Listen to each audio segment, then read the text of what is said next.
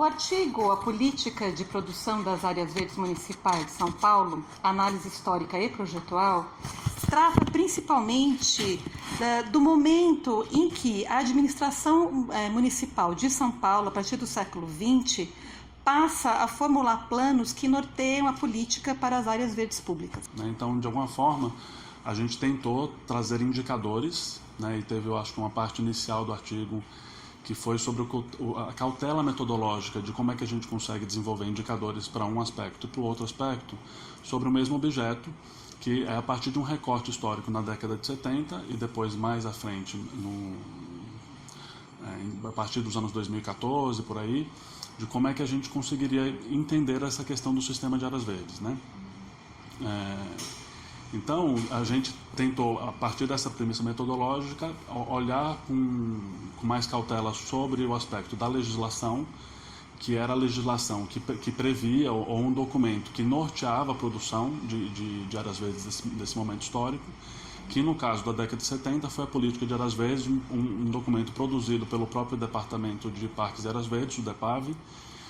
feito em decorrência aí do PDDI de 1971, e em 2014 o Plano Diretor Estratégico do município de São Paulo. E esses dois documentos, ao nosso ver, foram elementos muito norteadores para nós, no sentido de a gente enxergar como eram pensados o sistema de áreas verdes de cada um desses momentos. E aí, a partir desses documentos históricos, a ideia também foi a gente entender como é que projetistas lidaram com o projeto de áreas verdes nesses dois momentos. Então, ao longo do desenvolvimento do mestrado do Matheus, eu fui a orientadora, uma grande parte das nossas discussões estava em desenvolver essa perspectiva projetual para que fosse possível discutir os elementos concretos dos projetos dos parques. Então, existe uma série de configurações concretas de um parque, a sua delimitação, a sua geografia, a sua composição, o seu relevo, os elementos que, mesmo que fossem descritos numa forma histórica ou numa forma textual, seriam menos compreensíveis do que se nós conseguíssemos desenvolver estratégias projetuais, gráficos, tabelas, croquis. Então, o Matheus e eu discutimos muito, e o Matheus trazia sempre várias questões e sempre muitos ensaios, ele desenvolveu vários ensaios que eram objeto da nossa discussão. Após a finalização do mestrado, nós achamos que podia ser uma boa oportunidade desenvolver nesse artigo especificamente essa discussão sobre como a perspectiva histórica e a perspectiva projetual se articulam. E talvez a coisa mais interessante e mais, digamos assim, original, pelo menos na minha visão, foi observar como o projeto dos parques começa, A partir do final do século XIX e durante o século XX, o projeto do parque ele é pensado como uma função social, voltado para as pessoas, para a sociedade, para finalidades de lazer, de recreação. E na medida em que o século XX avança, nós percebemos uma mudança de foco das pessoas para, digamos, os sistemas ambientais, a natureza. Eu acho que a década de 70 ela foi resultado, na verdade, do primeiro movimento que teve de criação de parques públicos na cidade de São Paulo, iniciado aí pelo plano de melhoramentos, feito pela Miranda Magnoli e pela Rosa Clias, que de certa forma trouxe um levantamento para a cidade de São Paulo, e a partir desse levantamento foram feitos diversos projetos, tanto de praças como de parques,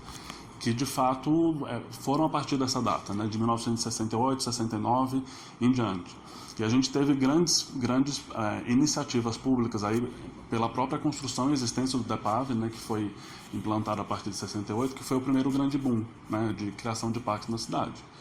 Um segundo momento, a gente poderia dizer que foi o programa dos 100 parques, feito aí já na gestão do Eduardo Jorge, que ele foi o secretário do Verde durante 8 anos, enquanto, na verdade, foi Serra Kassab, depois a gestão do Kassab inteira,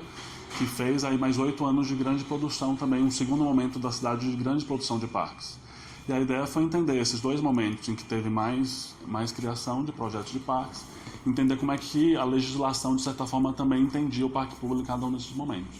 Porque, na medida em que você desvia o foco das perspectivas sociais Para o que se chama a perspectiva ambiental, a questão é, será que nós deveríamos ver essas coisas desassociadas?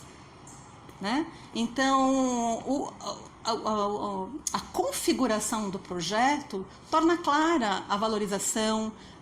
que tipo de circulação, que tipo de espaços,